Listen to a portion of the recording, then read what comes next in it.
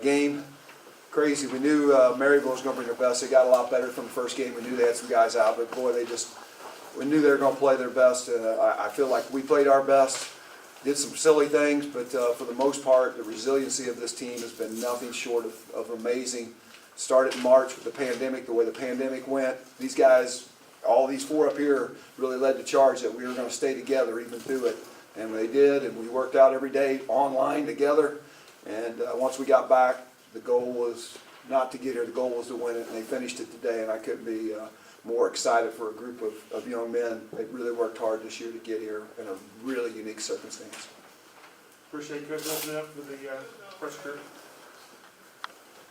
Coach, Dylan had 241 yards and 6 rushing touchdowns. He's effective today. We thought that playing them the first time, they really tried to clog up the middle. Jaden Purdy's been such a force for us here coming down the last part of the season. We thought they were going to try to take that away. Coach Briggs and Coach Cook, our offensive coordinator, our line coach, thought we could get him with some outside runs, and Dylan did. He just did a great job. But I also saw Carson, Cade, and Jake here all throw awesome blocks downfield. You can't get anywhere without blocking, we know that, but man, Dylan's electric, we all know that, and he's going to do nothing but continue to be a force in the upcoming future. Just got his driver's license a couple weeks ago. Hey, Coach, in a shootout like that, where, I mean, it was kind of back and forth, do you consider, even though they had the long kickoff return, do you consider that defensive stand maybe the biggest moment of the game for you all to be the one to step up and get this stop first? Absolutely, because the way they were moving the football, they had a plan, and you could see the motivation on their side was just immense. Last week, I think they got so much confidence with that come from behind victory over Cassville that at the end they were just going to keep rolling. In fact, I was hoping that we could go to halftime either tie, because I knew we got the ball to start the second half. So getting that first stop was ginormous, and then also the turnover. You know, there was one turnover I believe in the game, and we got that turnover. We're plus 34 on the year, by the way, but that allowed us to see some control. You know, we needed to probably get one more score in there. I know that sounds crazy, scoring 62 points, but dang, I didn't know if we'd have enough. It was just one of those days where offense were rolling, and they were rolling good. Coach, we had earlier in the game, Jake Klosser took a real hit and was down on the field for a long time. First of all, Jake, how are you feeling? And second, was there any concern about that going throughout the game? Obviously, like at the time it hurt, but you know, I knew the state championship. It's my last game. I wasn't going to go out, and right now I'm feeling great. I just won a state title, got as far as we could, and went out on a great night. He got hit in the belly with a helmet, and so the doctor, just as a precautionary, wanted to keep him out a couple series because he said he was a little dizzy. We want to make sure he didn't have a concussion. Our doctor, Tim Galbraith, on the sideline, checked him out and went through all the protocols, said, hey, you just got the wind knocked out of him. So then after that, we went ahead and inserted him back in. But we were willing to go without him the whole game just to protect his safety. Thanks, Coach. Riley, this is a game I know people are going to look and they're going to, see that Maryville came away with 40 points, but defensively, what was the key to really? I mean, you will force Maryville to throw the ball quite a bit in their wing T offense. What was the key to shutting down the wing T run today? You just got to get them going laterally. You can't let them go north and south. That's about it. That's all I got. Coach, just every state, I know this is your third state championship at Blair Oaks. I know every state champion is unique or different on its own. I know you've already mentioned the pandemic. When you look back years from now, what are you going to remember the most about this 2020 team?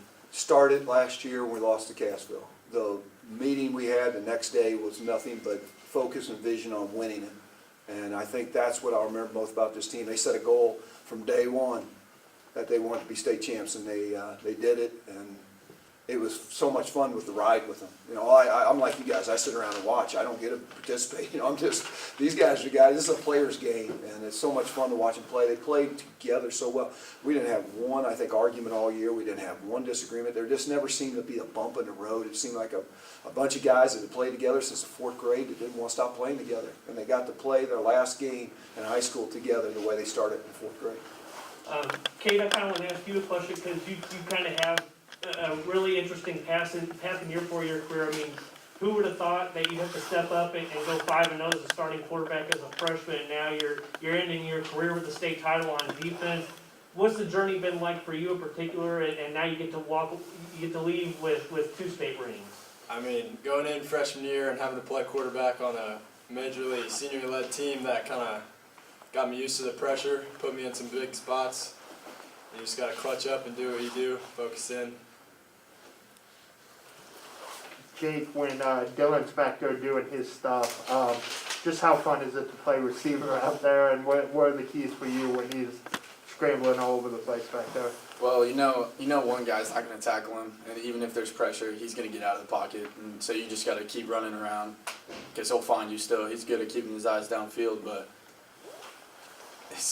he always puts it on the money pretty much, so it's really fun to be a receiver for him. Kind of our deal all year, we wanted to score on our first series, get a stop on our first series at each half. And I felt like, I as a coach, I always want that last series of the first half to go in and score and then come out and have the ball and score again. We just didn't get it on the second side of it. Well, coming out after the second half, we needed to really get that score to give us the cushion. But the turnover was just as big as anything we could have had all day, because at that point, they didn't have anything that was really slowing them down, so we needed something to go our way, and that happened.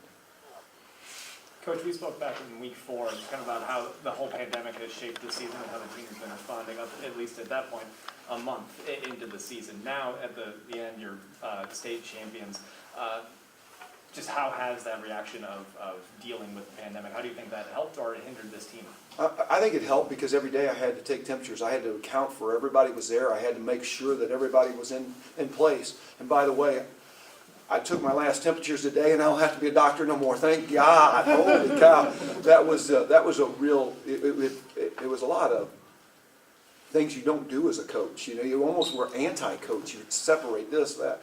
But at the end of the day, you know, these guys, they still want to play ball. They do whatever it took to play ball. And that's what I take away from it. You know, starting when we talked in week 4, could we get to tomorrow safely? And I've got to thank our administration, first of all, Dr. Jim Jones, Dr. Melinda Aholt, and our AD, Corey Felton, because every day they're out there fighting this also, and it's tough. And they made sure that we're making it through, and we're going to make it through this school year. And we came in on a bus ride today, and before we got on the bus, and these guys will tell you, I spoke to them.